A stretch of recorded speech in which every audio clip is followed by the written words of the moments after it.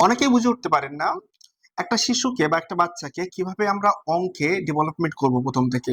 দেখা যাচ্ছে একটা শিশু ৩-৪ বছর বয়স, সেখান থেকে আমরা কিভাবে তাকে অঙ্কের ট্রেন আপ করতে পারি, মানে অঙ্কটার ক্ষেত্রে সে ভালো রেজাল্ট করে সেভাবে করতে পারি। অনেক পিতামাতার লোক দেখা যায় যে তারা এই জিনিসটা না জানার ফলে তাদের সন্তানদেরকে ভালোভাবে গাইড করতে পারে না। ফলে দেখা যাচ্ছে সন্তান যত বড় হচ্ছে অঙ্কের প্রতি তাদের ভয়টা তত বেশি থাকছে। ভয় থাকার ফলে দেখা যাচ্ছে যে অঙ্কের পরবর্তী ক্লাসগুলো নাম্বার পাচ্ছে না। এই জন্য একটা শিশু যখনই নতুন ক্লাসে উঠছে, নতুন ৩ বছর বা ৪ বছর বয়স থেকেই তাকে কিভাবে আমরা অঙ্কের গাইড করব। প্রথমে অঙ্কের যে নাম্বারগুলো, সেই নাম্বারগুলো ১ থেকে ১০০ পর্যন্ত সংখ্যাগুলো আমরা ফার্স্টে তাদেরকে চেনাবো। ১০০ পর্যন্ত যখন চেনা হয়ে যায়, তখনই তারপরে আমরা চেষ্টা করব যে ১ থেকে ১,০০০ পর্যন্ত এই নাম্বারগুলো তাদেরকে চেনাতে বা লিখতে দেওয়া।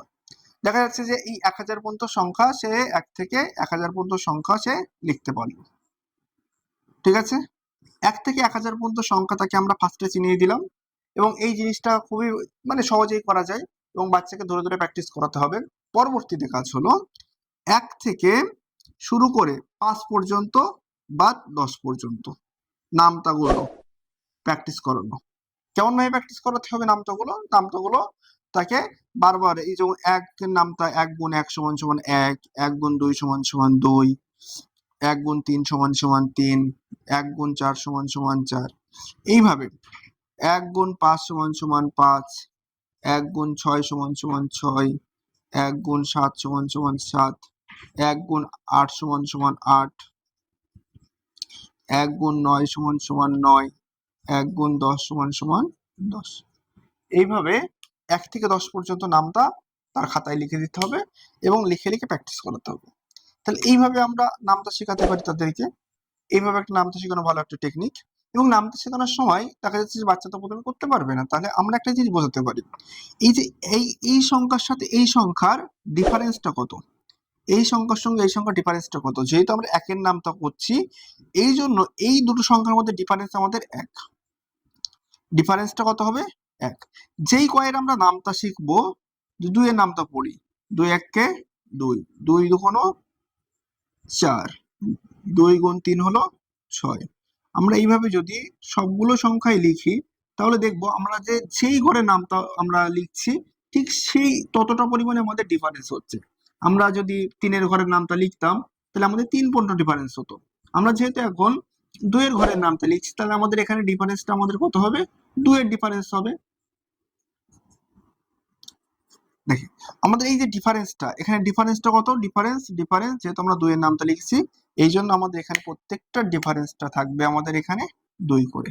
আমাদের প্রত্যেকটা ডিফারেন্স থাকবে এখানে ২ করে।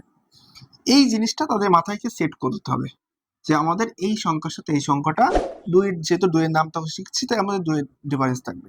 এইভাবে ৩ এর নামতা, ৪ এর নামতা, ৫ এর নামতা, এক একটা নামতা দিয়ে তাদের ২ দিন, ৩ দিন, ৪ দিন, ৫ দিন করে শেখানো যেতে পারে এবং তাদেরকে নিজে থেকে যাতে করতে পারে সেই জিনিসটার প্রতি লক্ষ্য করাতে হবে।